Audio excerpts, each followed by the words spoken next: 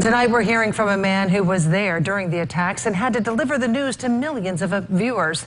Brandon Bartlett here now with more. Brandon?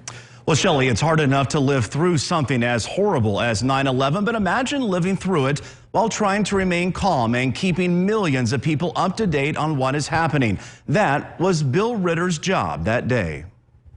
Well, quite simply, as we begin our 11 o'clock edition of Eyewitness News, the unthinkable happened today. The World Trade Center, both towers, gone, and we are all witnesses to it. Bill is the lead anchor of Eyewitness News on WABC television in New York City. He was at Ground Zero again this morning. I spoke with him by FaceTime about covering such a big story in a world that was suddenly changed.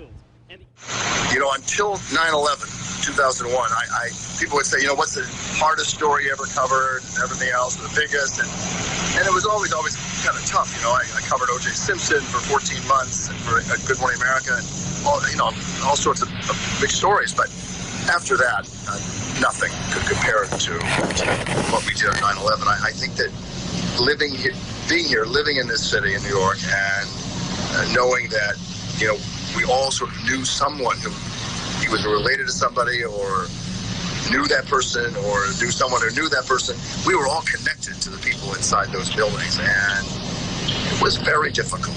You know, Peter Jennings at the time said, you know, maybe you go home and just hug your kids.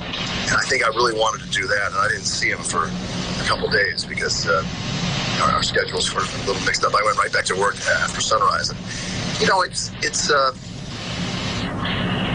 one of those things where you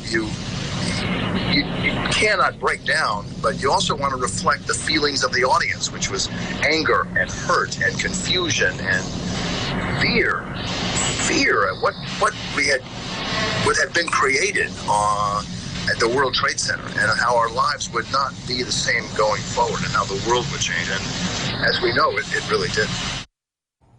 And as Bill pointed out, this year is the first year that students graduating from high school were born after 9/11. And Shelley, that's why he tells me it's very important for journalists to keep telling this story. Now, coming up on Eyewitness News at 5, he talks about all of the confusion and how hard it was to get accurate information for his viewers that day. We'll have that at 5. And we know that. We remember that when that happened. And I love what he said, that Peter Jennings said, go home and hug your kids. Absolutely. Because this day really puts that into perspective. Yes. Thank you, Brandon.